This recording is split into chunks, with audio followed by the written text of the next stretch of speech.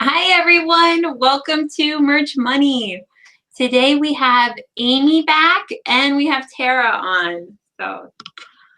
So happy to see Amy again. And Brianna, unfortunately, she can't be here. She is on a plane right now. She was just boarding right before the show. She's coming back from LA. She had a conference out there. I can't wait to hear all about it. It sounded really good. So, well, you guys want to go around and introduce yourselves, just catch everybody up on what happened this week and last week? So, hi, I'm Amy Springer, Merch Marvel on the show, Merch Money. And it's been a very chaotic few weeks, but I'm happy to be back. Had to go up to Boston for an emergency trip, and it was hard, but I'm back and now just trying to get into the rhythm, like where I was with research and designing and stuff. And it's been kind of hard, but we're getting there. So I really don't have too much to share today. But I'm here. So happy to have you back. To be here. Yeah, thank you. So good to see your smiling face and have you back. Right back at you. So, well, I guess I'll just go real quick and then we'll go to Tara. It feels like so small today. Anyway, I am merch boss, Helen Kinson.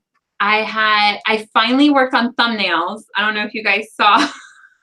But the channel has thumbnails now. I went through and added them to almost all the videos. There's a few that are missing, but almost all of them.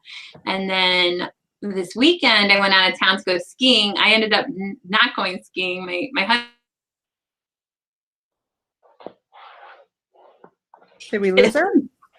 There you are. Oh, can you hear me? I lost you for a minute. Just for a second. Okay. You're back though. Oh, okay. I was just going to say I was out of town this weekend, but when we were coming back, there was the Merch Wizard webinar talking about the integration with OrbiKit. So I'm like driving back, listening to that. And then today, that's all I did was set all that up. So it was really fun.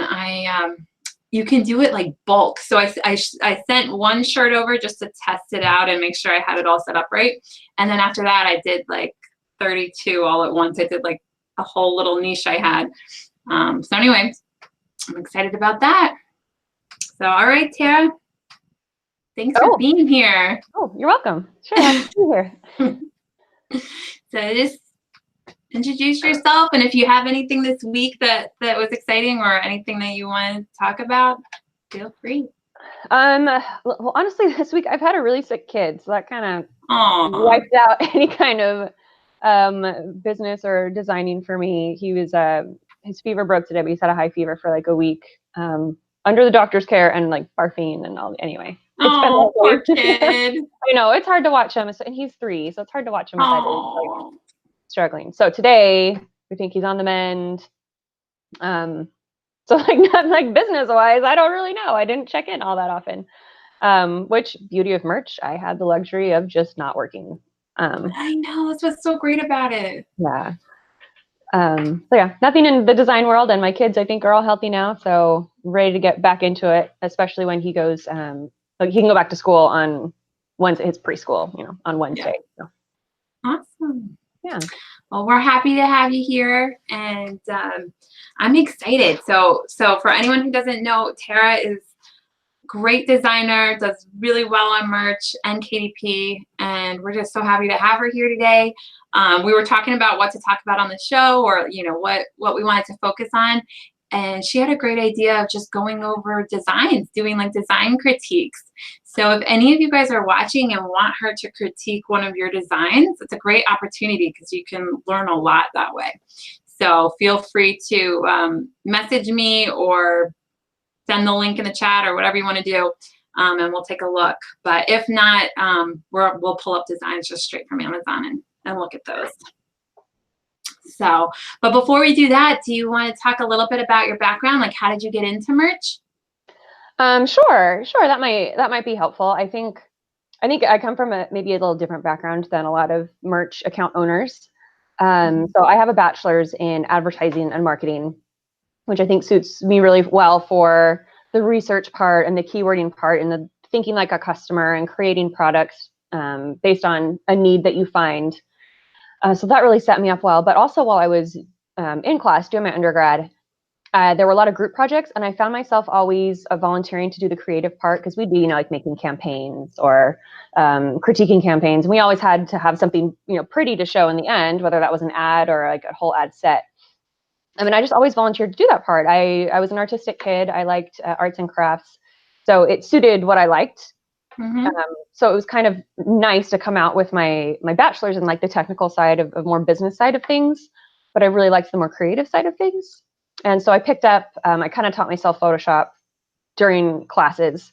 And then my first job that I took, my first real job, I should say, my first real job, so after undergrad, was at a smaller company. It was an engineering firm, and they had a very small marketing team. It was 2 people, like the manager and another guy. And they were looking to add someone that could come in, and they required that you had a bachelor's in marketing, which I did. But they're like, we really want this person to be kind of a graphic designer for us. And I was like, me. Like it was really just a perfect little storm there. So I got the job.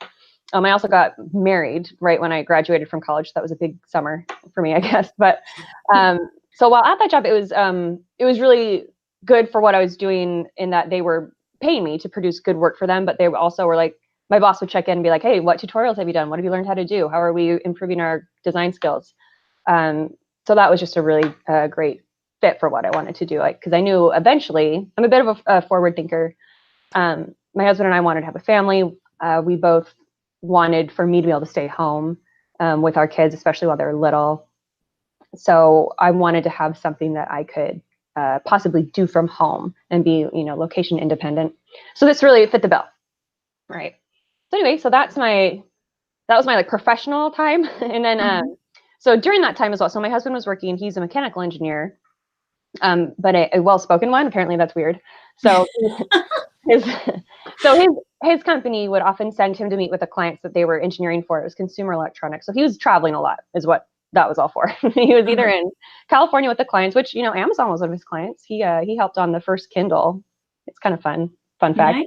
That is a fun fact. And then now you're doing Kindle or KDP. Like, look, anyway. So what I was saying, like, he was also in China a lot. Anytime a product launched, he would go over and, kind of manage that process. So what I'm saying is, I was a young married person with a full-time job, and my husband was gone a bit for work. So I would fill my time after work doing more design on my own, kind of honing my skills a little more. Because at work, I became very proficient in Photoshop, Illustrator, and InDesign, because I was laying out magazines and making, trade show booths and things like that. I also picked up photography, because we had to photograph products to put in our marketing materials. So the department, we had a camera and a lighting setup. So I was trying to use all these skills that I was learning at my full-time job. And then after work, I was kind of putting them into a few different places. I was doing logos, which were largely design contests online, which graphic designers look down upon, because that is spec work, meaning you are doing work without the promise of pay. But for me, I was like, I don't care. I need the practice. It was a great practice to read a creative brief and then try to put that into a visual statement, which is your logo, which is oddly enough transfers really well to t-shirt design, because you have essentially a very small space in which you need to present your idea and get it across very quickly. So it was kind of a good training ground. So I was doing logos, and I was actually winning those contests. I was making money, so I don't feel bad about that. With photography, I learned, I bought my own camera with my winnings from my logos, and I would take pictures of places and things. And so I was taking those photos and putting them on iStockPhoto.com, which is now Getty Images. And I was also making little graphics to put in my portfolio. So I had that little portfolio kind of running, and it was making good money on its own. And then I eventually went into photography, taking pictures of mostly babies. Because once I had my first baby, photographers are expensive. And I was like, they are. I was like, I'm gonna take my own dang pictures with my selfie camera. So I did. And it went well enough to where that just kind of snowballed, where people found out that I did, and they asked me to do theirs. And then a few years later, I have this side business taking pictures of babies and families. Nice. So, long story. Anyway, all those things. But that is such good experience, and that's amazing you did all that. Yeah. And it was not all at once. So like when I left work, I left my full-time job when I had my oldest son, Max. So that was in 2008. Mm-hmm. And so I'd only been there for like 2.5 years. And they asked me to contract from them at home. So I did keep them as a contract thing. And they gave me to someone else. So now I had 2 companies I was contracting for. But as I had more kids, one of those streams of income would drop off because kids take time Right. to grow and raise. And anyway, so the way I found merch was this was after having 4 kids, and all those things had to stop at some point because I had 4 kids ages 7 and under at one, like when they were all born, and which is a handful, a wonderful, beautiful handful. But anyway, we got to the point where my youngest he was like 1.5, and when you have kids every 2 years and your kid's 1.5, you're like, "Ow, are we having another one? We should probably get going on that because that's how math works." And we had decided, we're pretty good with 4. So I'm sitting there like, huh. What do I do now? I was kind of not the 4 kids over there weren't taking any of my time. But I sat there, I was like, I am not pregnant or breastfeeding anybody right now. That is new. Like the mommy fog lifted, and I was like, I remembered, I was like, I have a degree and skills and hobbies and things. So I spent the next several months knowing that I wanted to find something to do when I had like literally more time, which was maybe a year or 2 down the road, when there would be at some point all my kids would be in school because the youngest would be in preschool. So I started just inhaling business books, entrepreneurial books, podcasts, reading blogs, just hoping to, in that journey, find something that I could start slowly and build up. And so I read all the basic entrepreneurial books. I looked at creative businesses, and it was a podcast that I heard and it was in March of 2017. I was in the car, and it was either the Side Hustle Show or Side Hustle School. And then Pat Flynn's Smart Passive Income mentioned merch as well. So those are my 3 favorite podcasts at the time. And one of them mentioned it, and I was driving, and they were just like, here's a new business we're going to talk about. This is some lady who sits at home and she uses her graphic design skills to make t-shirts, and then Amazon takes care of all the customer service and all these other things. You're like, what? Oh my God. I was like, what is this? I have to, angels, light bulbs, whatever it was that was going on. So I pulled over. I honestly pulled over into a gas station and applied on my phone, which is probably not a great business decision.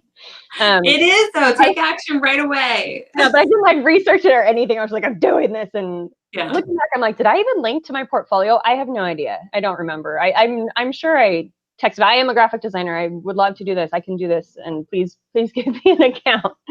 Anyway, so I thought I was, after going home and researching it and actually finding out what it was, I was in the big group and saw that there was like a 6-month to a 1-year waiting period to get an account. I was like, well, that's fine, because I wanted this to be a little later. We were moving across the country that summer anyway.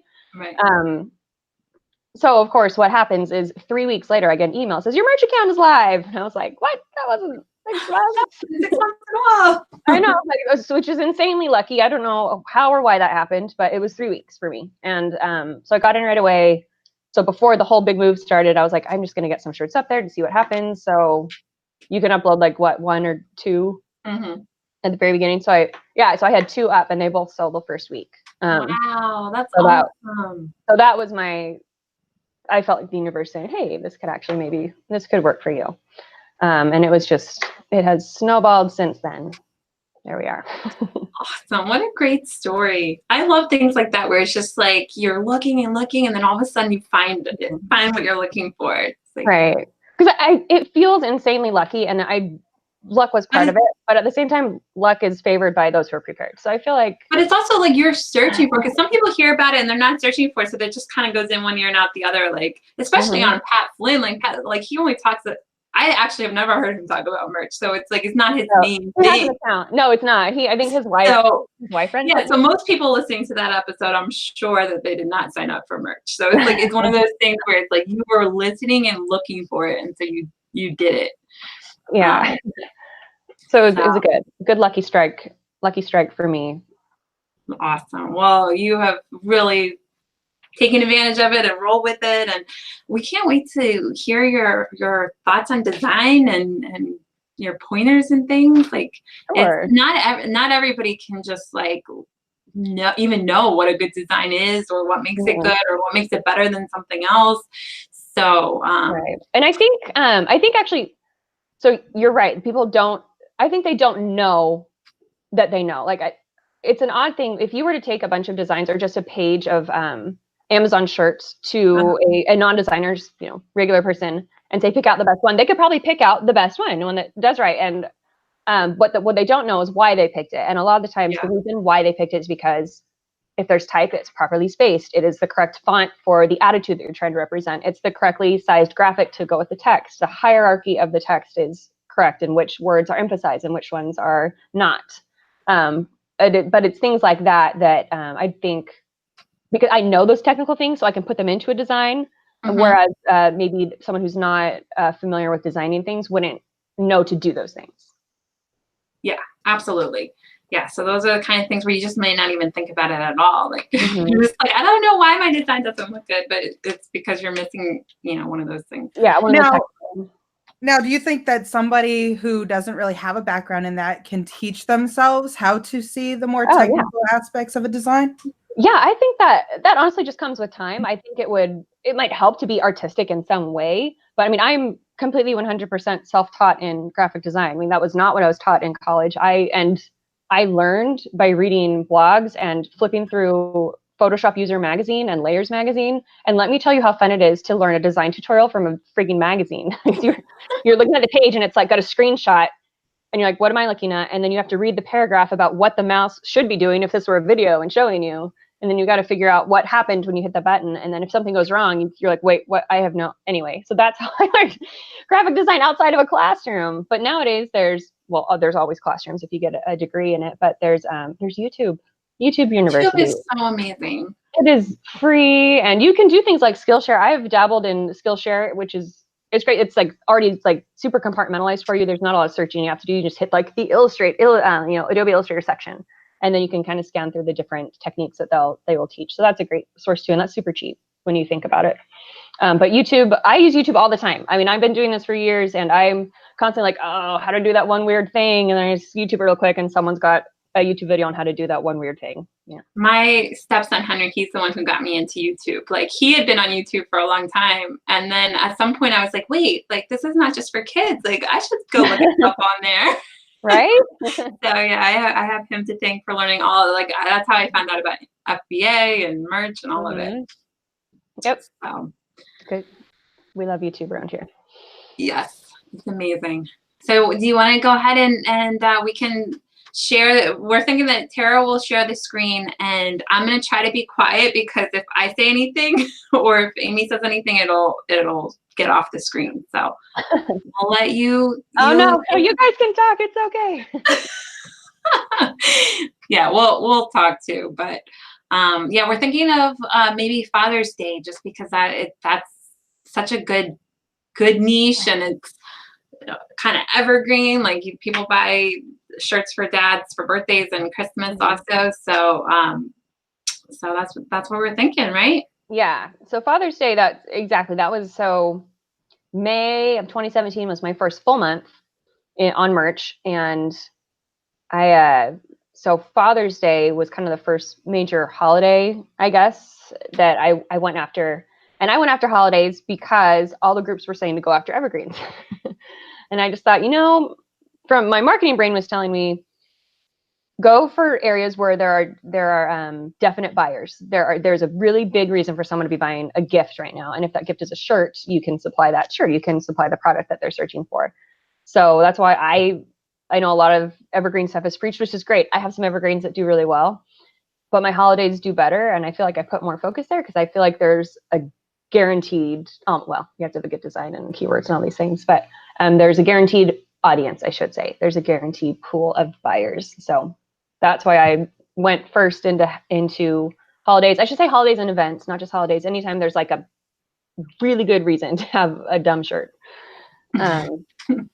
My shirts are not beautiful, by the way. I'm gonna tell you right now. I would not wear almost any of my shirts, maybe some of the text only ones, but they're not like, so I'm not an illustrator. I can illustrate. It's not my strength, and it takes me a little longer than it takes me to do like a text with graphics or text only. I have a lot of text only, but it's done, I think, correctly, if that would be an appropriate way to say it. Do you buy fonts, or do you like hand letter? No, I buy fonts. I don't even know the words. Is that a thing? Hand lettering? I don't even know if that's a thing. It is. Yeah, hand lettering is a huge thing. And I can. I think I have nice handwriting, I guess, and I know how to do. And every once in a while, I've had a few things where I'm like, I'll just write this by hand really quick if I needed it to be swoopy and I didn't find a font that I liked. But no, I pay for fonts. I do font bundles. I do a lot of free fonts. There's so many free fonts. Like I didn't even download this stuff in the beginning because I was just buying designs, but now like I'll download fonts and graphics and stuff. And I already have so many just from like the last 3 months. So. Yeah. Oh, I have no idea how many I have. I probably have 6 months worth of downloads right now that I haven't even unzipped because I see them and I download them and then I download them.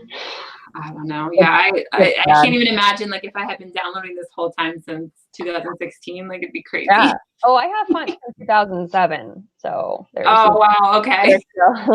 I've got I deleted on the airplane to Seattle for the last conference. My goal was to not use any internet, and I like just went through font. I think I downloaded 1,200 font or deleted 1,200 fonts. Oh, deleted. Okay. Yeah, no, deleted, and I barely made a dent. Very depressing. Anyway, sorry. We can move on to. Yeah. All right. So I need to figure out how to. I'm just gonna pull up an Amazon window, and we did practice this. Yeah. Oh, take your time. I can be. I could be shouting at the people in the comments. I have to work on that of like saying hi to everybody. Oh, Jake Vorkink, is that your husband? No, it's my little brother. Oh, your brother. Yes. Oh, it's so good to have family here. Hi, Jake. And my dad's in the chat, Glenn. He said it's always a good idea buying shirts for dads. Dads love a good shirt, right? I would say I bought him some shirts, but he always ended up buying them for himself because he wanted to support my my business. So, Jake said, "What's up?" And then hi to Emily. Emily's still not feeling well. I hope you feel better, Emily. Sorry. Okay. Laura's in the chat. We got all kinds of people. Teresa. Okay. So am I sharing the screen? Yes, you're sharing. Okay, so here we have just merch. I just have 2 Chrome extensions running right now that I enabled. This one here is DS Amazon Quick View, which I think it's pretty standard for merch users to have that one. It's one that shows you the DSR and stuff like that on listings. And this one up here is the Amazon Suggestion Expander, which means if you type here, we're going to go with Father's Day. It kind of populates down here with a bunch of terms that are usually searched before whatever you typed in. So like first Father's Day or after. So Father's Day for husband. So I honestly often like to start with like Father's Day gifts because a shirt can be a gift. You might snag someone who's not necessarily looking for a shirt, but there are always going to be shirts in here. Here we have World's Best Farter that has been around for a long time. So that one, I mean, I don't have a critique on that one. That's just text. At least it's spaced somewhat correctly. It's kind of a boring font, but you know what? It sells. Look at the BSR there. It's pretty fantastic. Also not a merch shirt. That's another thing. I don't look at just merch stuff. When I'm researching or looking for new niches that might be underserved, I search all the shirts on Amazon because that's what your customer is going to see. So let's go ahead. We'll just go back for the sake of today and put Father's Day shirt. And right away, you should be given some ideas. So if you're looking for something to create, right away it's telling us people are searching for Father's Day shirts specifically from a daughter, or from a kid, or from a son, or for a baby for some reason. So I kind of want to see what comes up. Oh, okay, now I get it. But yeah, the daddy and me. These are adorable. I wish we could do like packaging or what's that called, bundling. Yeah, it would be so nice. It would. So you can do that with Merch Wizard if you have. I mean, obviously, Merch doesn't have those products, but if you use other platforms. Right. Yes, you can bundle. And then I know I'm not on Etsy on purpose. My brain only holds so much, but you could do these kinds of things on Etsy anyway. So let's go back to maybe just for dads. Father's Day shirt. You could still do like a Father's Day shirt like that for like little kids instead of babies. Yeah. So that could be a cute idea. Yeah, like so we have access. It's all the way down to 2T now, I think. Is that what the kids ones are? Okay. Yeah. So right off the bat, these first two sponsored ones are leaning on trademarks. We're leaning on Superman here, leaning on The Walking Dead here, which again, this is, I would probably categorize these as parody. Sorry, go ahead. I was just going to say that's good to bring up to people, because you always see people in all the groups where they're like, oh, I got suspended for no reason. Be very careful when you're researching, because if you see one of the first few shirts that come up, a lot of times it's somebody else. It's some kind of copyright something. So just be careful. Okay, so here's actually another little, not even a tip, but just a thing. So you'll notice here, so all these shirts are obviously, these next ones here, not the infringing ones, they're obviously done by the same person, right? It's the same brand, same style. They're scaling it out, and they have daddy on the side. So this is a good idea. It gets very specific to a dad and what they like. But what I want to point out is that these are not ranked, meaning they're right here on the first page, and rank not found. It means they haven't sold yet.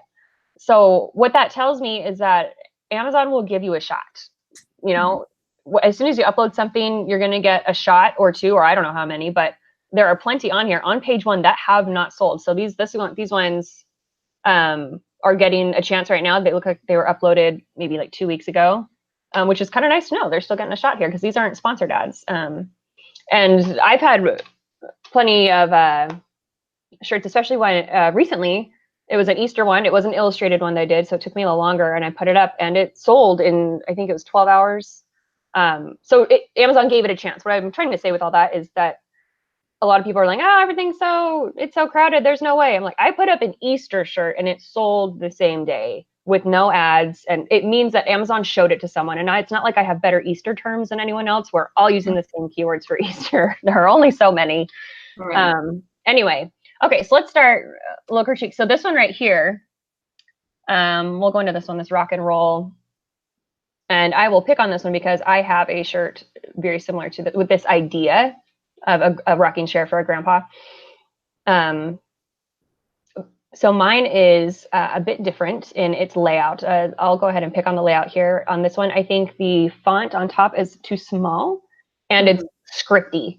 It's a script font. If you're going to have small letters, you need to have them be legible, especially at a small point. This is actually one of my biggest pet peeves about doing POD, and it's something I had to learn in the very beginning, was that your design needs to be freaking massive on these shirts, which as a consumer, like when I ordered my first shirt and it came, I was like, this is so big. I hate this. I would never wear something like art on a shirt this big. But unfortunately, to be seen on someone's phone, where we know, I think, what did they say, like 60% of shoppers are still on mobile or something. You need to be able to see it from your phone. So I don't think this shirt, I don't think the little script would be seen from someone's phone. The concept is fun. I personally think there's a little too much white space that's not being used maybe correctly. I wish you could see like my fingers pointing on here. I can kind of see what you're saying. And that's a good point, because that's something that when I first started trying to design, I was like, I did things like that where I had too much space. And then I started looking at shirts that were doing better, and I'm like, oh, okay, you don't want all that space in between. Right. And white space is a very powerful tool in design, and when used appropriately, it works really well. This one, if I were to redesign this one right now, I would make the text at the top a more legible font, and that would maybe, it's not super feminine, but this is like if this is for a grandpa, I guess it could be for a grandma too. But if it's about rock and roll, I would make it a little bit of a tougher font. I mean, I'm not hating this. This is fine. But I would choose a masculine, probably sans serif font for the top. I would make it go all the way across the width of the design. And then I would fit the words in together a little bit better. I would maybe scoot the rocking chair a tad bit more center. I would have the word rock fill up that whole space kind of between the top of the chair to the arm, kind of on that right side there. So the word rock would eventually be bigger than roll, maybe. I would make that bigger, to have the little N, and then have that little N kind of maybe sit in that little spot that would be created between rock and roll, kind of right above the O there. Yeah. And I think it would just fill the space, and you could use kind of a rock. You could do another variation with a rock and roll font, right? Yeah. And so once you have, I think the design with more proper spacing. Again, I should probably have a disclaimer. Design is subjective, you guys. So I'm telling you what I would do. There are probably many people that see this like, that's awesome, and then they buy it. So that's fine. But the way I would do it, I would scoot it together a little more. Again, text at the top a little bit bigger, maybe break it into 2 lines and make it a little bit bigger. And fit the words rock and roll into the design. Make it part of the design, not just text kind of floating on its own. That is all really good tips. I hope everybody's taking notes. This is awesome. So yeah, that's what I would do for that one. On another note, I don't know if this is clip art or if someone drew this, but I think the rocking chair looks good. I think actually the script font is, kind of a similar style to the chair. But again, and if you wanted to scale this out, I would do it with a really hardcore biker tattoo style font. You could do another one that's softer like this, maybe for a grandma who likes rock and roll, or either way. I would do a few variations, maybe with a different style of rocking chair.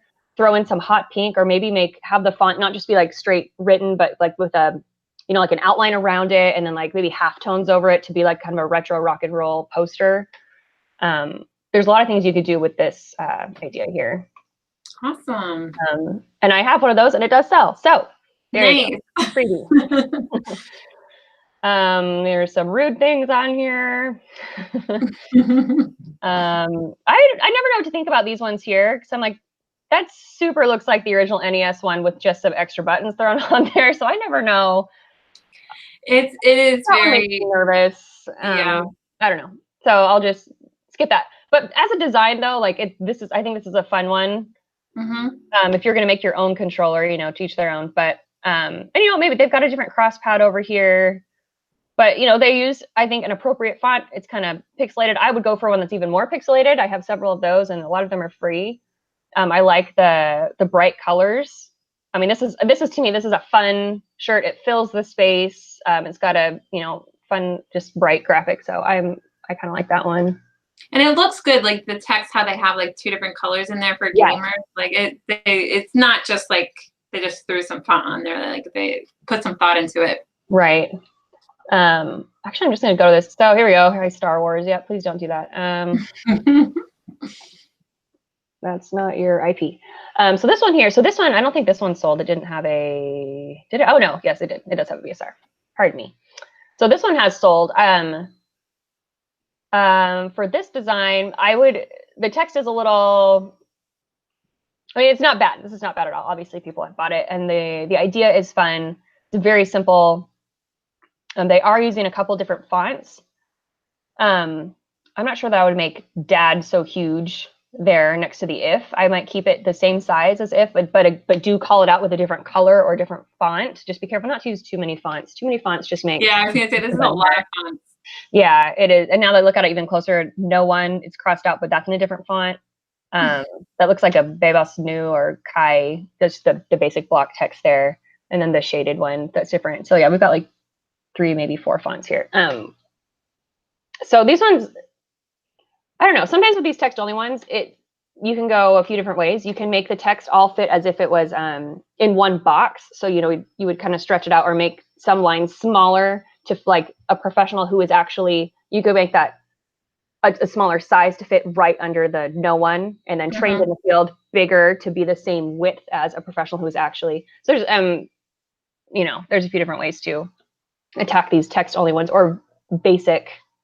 This obviously there's a wrench right there, but I would also for this one, I mean, you could have the wrench in the middle. If I were to change this one up, I would turn the wrench on its side and have it going up the length of the shirt and have the text left aligned next to it. That layout has worked well for me on many shirts, having kind of like a big tall graphic and then the words kind of like marching down the side of it, if that makes sense in a way. Yeah. Kind of like you're reading a paragraph next to a graphic. So that's one layout that I can say does work. And then I would not do quite so many fonts. What does this say? If Dad can't fix it, no, a professional is actually trained can. So yeah, it's a funny little joke. Now I've heard that a good rule of thumb is like no more than 2 different fonts per shirt, and they have to be complementary. What do you think? Yes, I would still go with 3 if your third one was like a little tagline at the bottom. If that makes sense. Like I have a lot of my shirts are puns or like a take on, you know, world's, I don't know, what was that one up there? World's Best Farter. Like I would, and I think the ones that normally we saw in those, it was, it's like the word is crossed out and then there's something scribbled. That layout has worked well for me as well. But sometimes I'll cross it out and write a different word to scribble it. And then underneath that even have like kind of a little gotcha at the end in like a very simple font. So that was when I would use 3 fonts, is when I've had like main idea, the offset font, which to pop the joke, and then maybe an explanation at the bottom. That makes sense. So I would not go over 3. But even still, there's some like that here, like this one here. We'll have to see how many fonts are here, but it looks like they used ones from the same font family. So sometimes that's okay, where they're like, you'll get those font bundles all the time, you know, if you guys are like me and buy too many of those. And you get the one like Borton and Bruford, or I have a couple of those. I always confuse the names, but you get that, like, oh, I got this font. Oh my gosh, there's 35 fonts in this family. And they've got like the shaded italic, the shaded italic bold. And they're meant to go with each other. So that would be the only time I might break a rule, is when it's something like this. There's a lot of words. So this one here, this one's fine. What I would do to tweak this one is that line, because I still wanted these, I would shrink it just enough to fit right over Crazy Kids. Yes. Just it's things like that where the outside line, if you just kind of squint your eyes and make the design look like a hole, it looks like it's not lopsided because it's, you know, pretty even, but it's like this jaggedy line where you could make it one whole design, which again, depending on what you're going for, maybe the jagged, you know what I'm trying to say? Like the wiggly sides, it's not like in a perfect box or a perfect circle. Sometimes that fits the mood of the shirt, but if this were mine, I would just tuck that in a little bit. Same thing with I'm the Best. Maybe tuck that in just a little bit. And I would move those stars down. Spacing, ooh, I get really picky on spacing. I wouldn't want that big star so close to those things. But anyways, that's a lot of little things that if you do a lot of those little tweaks, it can take a design from being fine to being like a standout. Yeah, all the little details. Right. Oh, so I like this one. This is funny. So these kinds of shirts, do like your dad, like a normal dad, but really cool. I think that's super funny. I would again, that little tweak, I would stretch that second line of text just a tad bit so that it was the same width as the top, just to balance things out. Something else you could do. So this is one option, right? I like to have lots of different variations, especially if I think I have a winning idea. I would, you would try to do something really fun with little biker guy, make another variation with him, like writing on top of the letters, or somehow fit him in between biker dad, or like driving up, going, north, like going up the letter D or something like that, or being, getting creative and seeing, is there a natural, break here in those letters, kind of like the FedEx logo where there's like that hidden arrow, Oh yeah. Is there a way to hide the graphic in the words, which it's more fun. It's not something people are going to see on their phones, I know, like as they're scrolling, but for someone who's maybe looking for a very specific shirt like this, they might take a little more time and look at it and then be really like, oh my gosh, look, there's a hidden bike in the thing, or like make the— That's a really good point. Or use the B, like turn a bike on its side. Now you've got 2 bumps from the wheels, something like that. I think that's really fun to hide graphics, or work them into, I should say, work a graphic into a word. So those are some changes I would make to that. And even if you just did that shirt, like, would you think the graphics should be a little bit bigger, or do you like it? No, I don't like it that small. I mean, it's obviously people have bought it and they're okay with it. So me personally, I would not have the bike that small. I don't think that's the proper size of a graphic for that massive. Yeah, I word. feel like it's way too It is. So I would take it at that size though, and I would put it on top of the word dad, or like at the very edge of the word dad. I would have a little guy up there to make him just like, as if biker dad was like the road, and then here's this, guy biking on it. Yeah. Or a mountain. But yeah, on its own, no, I wouldn't have him that small. I might have him much bigger and then stack the words underneath it again to kind of fill that, to fill a space evenly. But that's a fun idea. I was saying, I think it would be hilarious if the front bike wheel fell into the space between the words and the guy flying off. Black sense of humor sometimes. No, that would be hysterical. And there's another fairly simple variation where if you can design, you could do that very simply, or you could tell your designer, hey, take him off the bike, send him shooting off to the side. You know, they've already got the bike, they've already got the dude, just put your arms in the air. There you go. Oh, and Yang joined. Hi, Yang. Oh, and Amber. Yang is my fellow font, like kerning and letting. I won't say Nazi because that's not nice, but we like His those typography books should be listed in there somewhere in the description too. Do you have anything like that, Tara? Do you have any kind of no product? No product? No, you should, or coaching or something. I do not, and I don't plan to. Mostly, I've learned the art of saying no, I think, which was very hard because I have shiny object syndrome like you wouldn't believe. I sat down last week to design some shirts for Easter, and I ended up making space alien shirts because I could not stay focused on making the shirt about Easter. I don't know how I got there. Honestly, I'm sitting like, got some astronauts. So what's happening here? Yes, that anyway.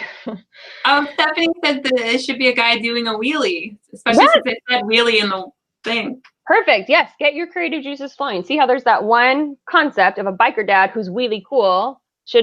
That's a great one. You should obviously be doing a wheelie on top of. So there you go. You should have like 4 ideas from that one shirt that you made. Please also don't copy that poor guy. I know.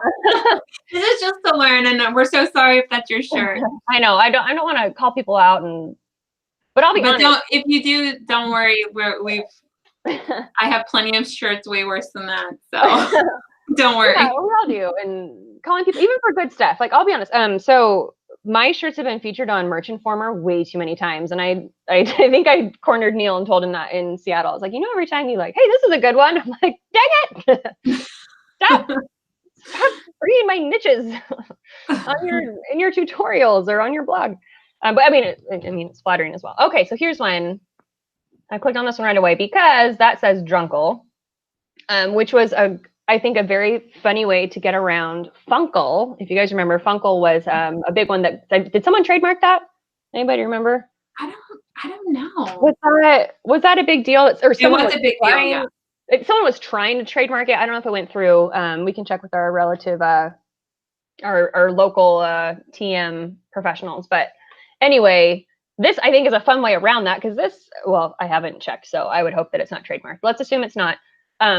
It's a funny way to have kind of that same joke, and this is a style that was popular. I'm not sure how popular it is now, but the definition. The whole definition thing. I think this one's done really well. I like the big, bold font. It's easy to read, but it's still fun. It's not like some old stale font. And then just, it looks like a dictionary definition down there. And it's, cheeky and funny. And if you have a drunk uncle, so there you go. I wouldn't change anything about the styling on that one. The one next to it too here, this proud dad of 2 awesome girls. I think that's pretty good. I think they filled the space pretty well. They're using more of a circular overall form. You could have another variation where you pull everything out to make it fill a square. So proud and dad might get a little bigger to push those stars out to the side. So the stars are kind of the edge of a invisible box. So that was a good one. I don't know, are we sick of Father's Day? We can move to something else. Well, does anybody have any questions in the chat or anything that they struggle with designs that you want us to talk about or cover? When you make a design, do you do a variation like with a graphic and then one without a graphic? I do. Here, I'm going to stop screen sharing for a second unless someone else wants to, if they want to see something. Oh, that was great. Thank you so much for going through that. You made a lot of good points. You are screen sharing. Am I still screen sharing? Yeah. No, you're not. I see you.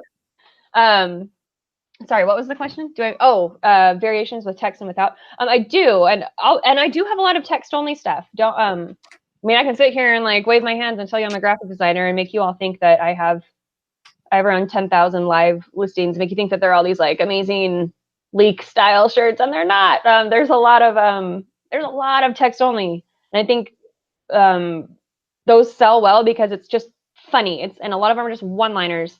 And I make those when I get down into a niche where I do my research. I make sure it's for rugby. I don't play rugby or watch rugby. I don't know anything about rugby, except now I do. I actually do know a lot about rugby and the terms they use. And some funny jokes. And sometimes all it takes is just a one-liner that they are going to get, that their teammates are going to get, and it's going to be a funny shirt that they can wear, or a funny shirt that their mom or their,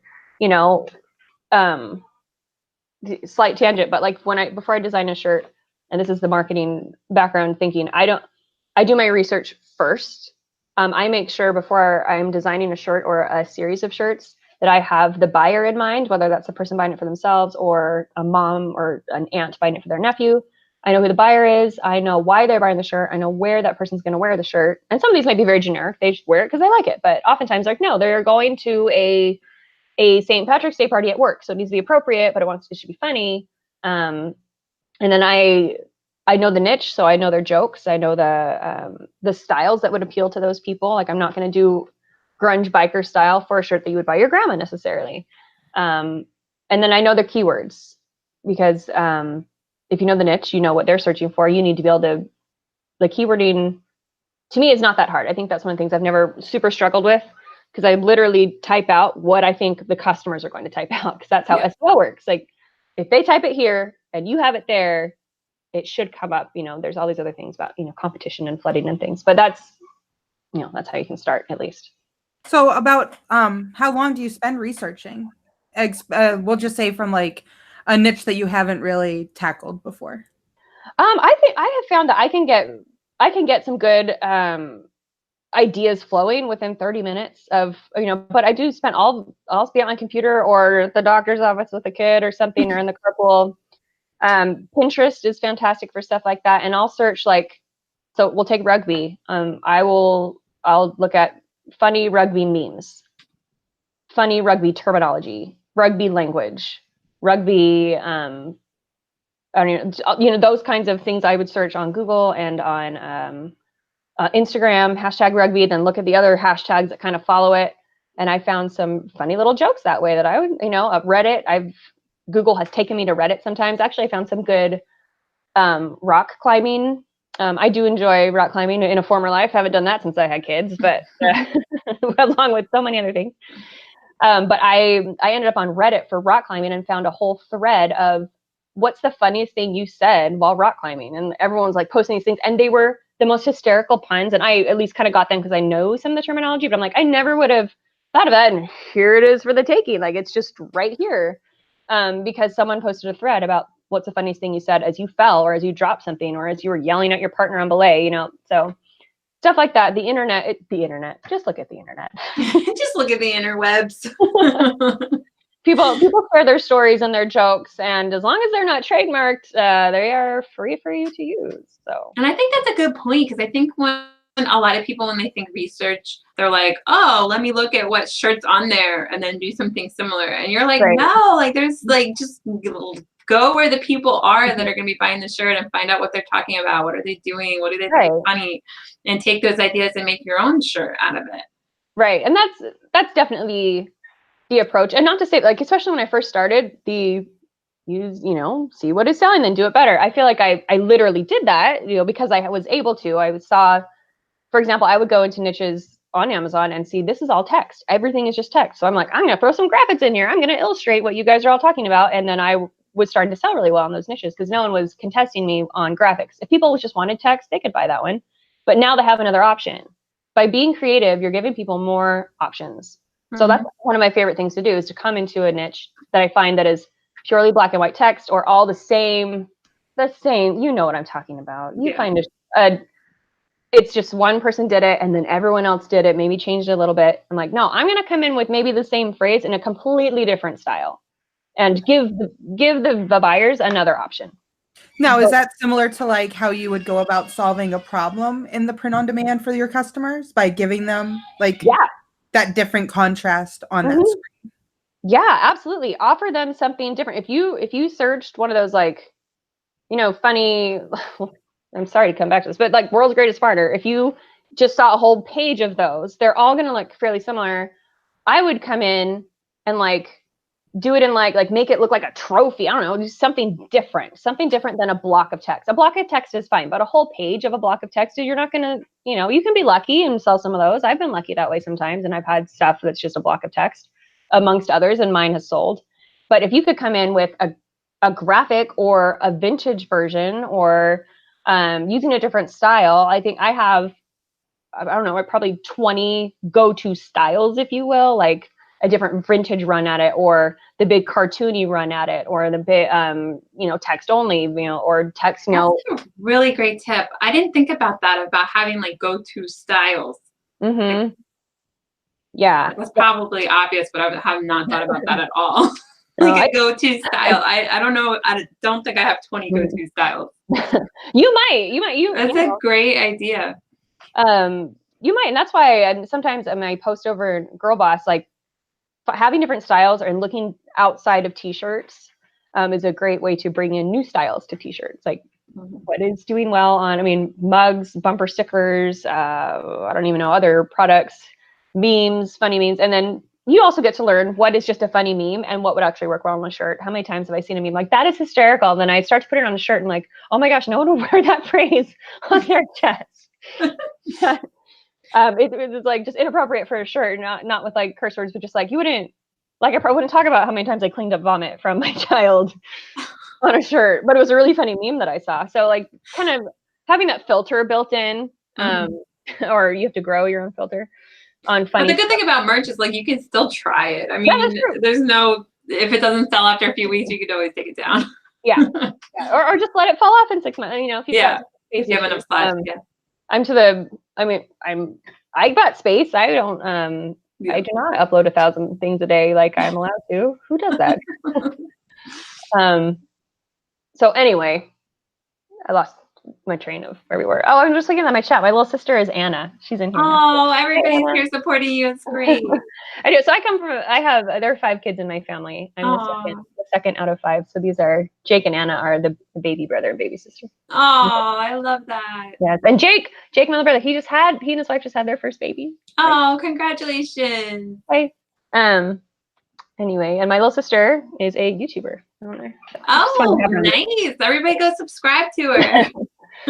She does. She's far more fashionable than me. She does her thrift store finding fashion gems there. Oh, fun. So yeah, she's here. Were there any other questions? I'm not looking at the chat very well. No, but I think everybody's just enjoying it. People were given different ideas for the biker dad theme we were doing for a while. So, got some of those up there. But wow, it's almost 9 anyway. We're getting towards the end. Let me just double check if anybody sent a design or anything to get critiqued. Earlier, Teresa asked if you also use Procreate in your designs as alongside Illustrator and Photoshop and all that.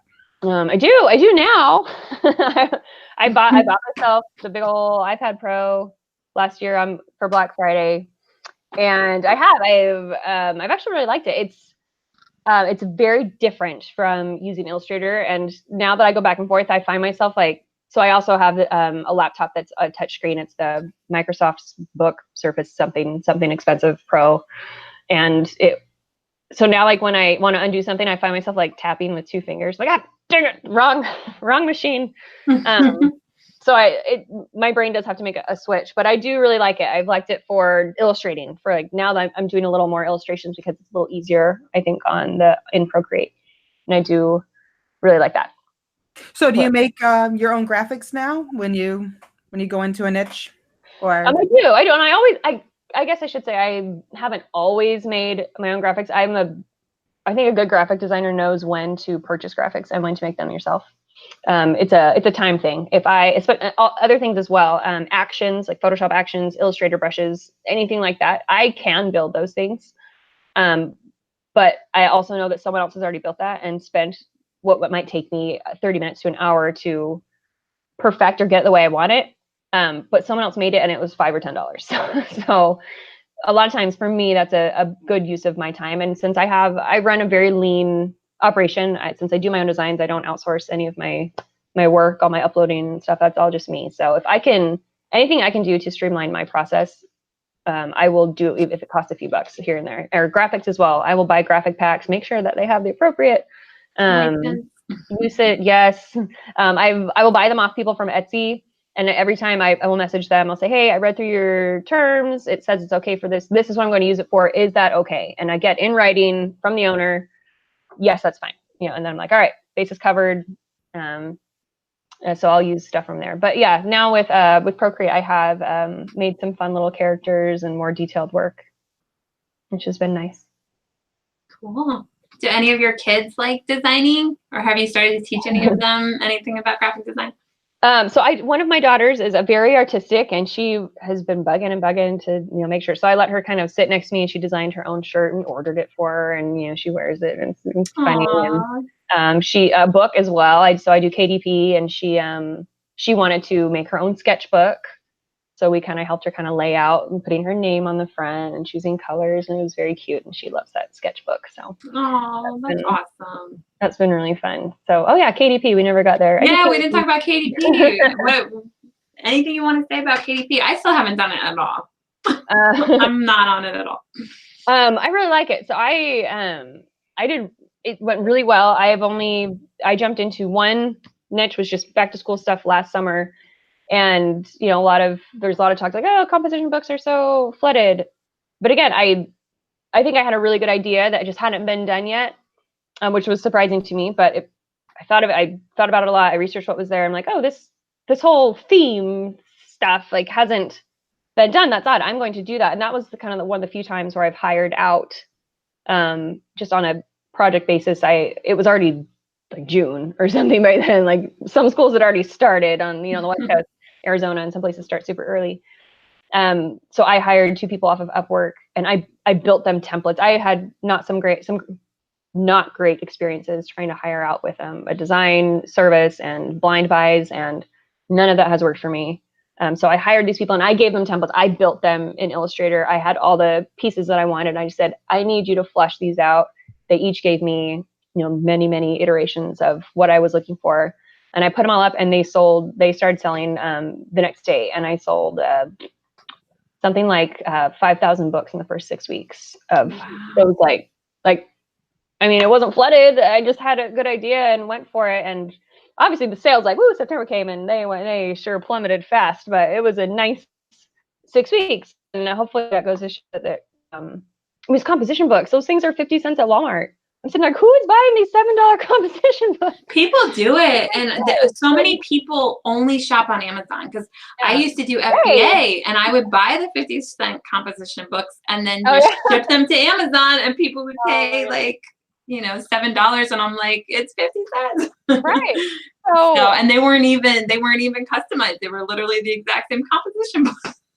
There you go. Take advantage of, you know, people are willing to have the nicety of being on Amazon and have something show up on their doorstep in a couple days and not have to go to Walmart. It's the time thing. I mean, it's the $5 instead of 50 cents. I mean, their time is worth way more than that, than to go stand in line, drive over there, get all the kids in and out of the car. It's like, okay.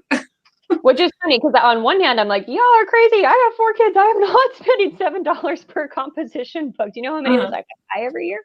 But on the other side, like, I totally get valuing your time. My time is worth a lot. You know, so I have not outsourced part of my businesses, because I'm super controlling, and I want things exactly the way I want them.